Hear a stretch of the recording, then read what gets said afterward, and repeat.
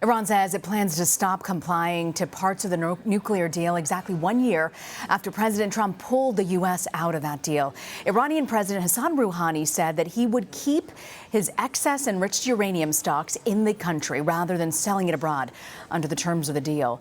Enriched uranium can be used to make weapons, and Rouhani also threatened to increase uranium enrichment if countries do not step in to alleviate U.S. sanctions on Iran. Well, this week, the U.S. began moving B-52 bombers and an aircraft carrier strike group to the Persian Gulf region. And Secretary of State Mike Pompeo made a surprise visit to Baghdad last night, abruptly canceling a planned trip to Germany to brief Iraqi leaders on what the Defense Department is calling specific and credible threats against U.S. forces. David Martin has more from the Pentagon. These were attacks that were imminent. In addition to threats in Iraq, the U.S. has also detected Iran moving short-range missiles on boats in the Persian Gulf, as if they were being put in position to be launched against American forces based in Qatar, Bahrain, or Saudi Arabia. These so-called threat streams prompted the U.S. to send a carrier strike group and bombers to the Persian Gulf. The first of 4 B-52s is expected to arrive at the main air base in Qatar today, and the aircraft carrier Lincoln and its escorts are expected to pass through the Suez Canal by tomorrow. The Iranians won't think twice about attacking American interests. This latest confrontation comes exactly 1 year after the Trump administration withdrew from a deal Iran signed with the U.S. and 5 other countries to temporarily freeze its nuclear program. The Iran deal is defective at its core. Other signatories to the nuclear deal have 60 days to help Iran sell oil and gain access to international banking services. Otherwise, Iran will scale up its uranium enrichment program. That would technically mean the end of the agreement. We were able to get that very frightening program into a box. Jarrett Blanc was the State Department coordinator for Iran nuclear implementation under President Obama. Walking away from that and threatening that non-proliferation achievement, it threatens everybody. And CBS News national security correspondent David Martin joins me now with more. So, David, I'm curious, what's been the response about Iran's decision here? Well, this principally concerns the European countries who had also signed that treaty with Iran.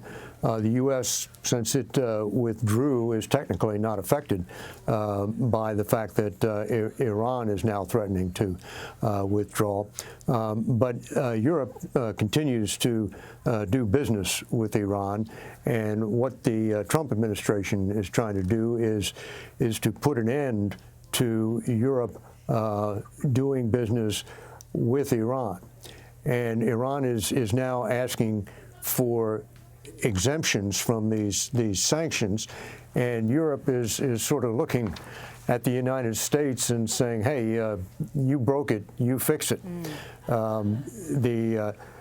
It was the U.S. that pulled out of the accord, and that is what Iran is responding to now after a year after the U.S. pulled out. And so it is over to the U.S. to try and work this out. But the problem is that the U.S. and the Trump administration has a goal. It's a policy called maximum pressure. And the goal is to reduce Iran's oil exports to zero, oil being the major source of revenue. And, you know, oil is a very valuable commodity, and countries usually figure out ways of working around sanctions, but they're only workarounds.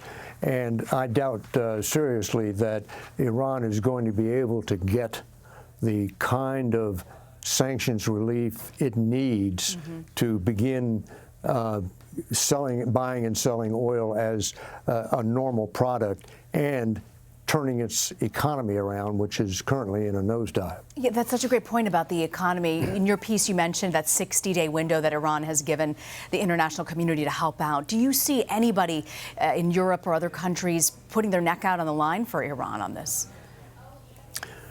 Well, if Iran is going to withdraw from the treaty, then that means that the other countries which have signed that treaty are bound by the terms of the treaty to reimpose sanctions that had been lifted by that treaty. So it really seems right now that this whole policy is headed down into a cul-de-sac, and it's hard to see how this is resolved without somebody changing its policy. Mm-hmm. How does this affect U.S. assets, David, in this area around Iran? Is there a sense that the Pentagon is shoring up protection in case something happens? Well, it's more a case of beefing up its offenses. This carrier strike group and the B-52 bomber, and making very open and unmistakable threats that if Iran tries anything, the U.S. will use all of its forces that it needs to retaliate. So the purpose of these forces is to make Iran think twice about attacking U.S. forces in the region. It looks like that what happened was that Iran felt so pressured by this drive of the United States to reduce their oil exports to zero, that they basically had two choices. One, find a diplomatic out, and a diplomatic out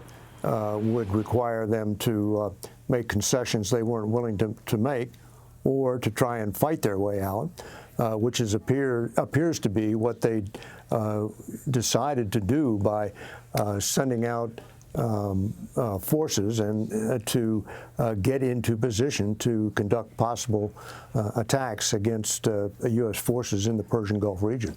David Martin at the Pentagon. David, thank you very much. Sure thing.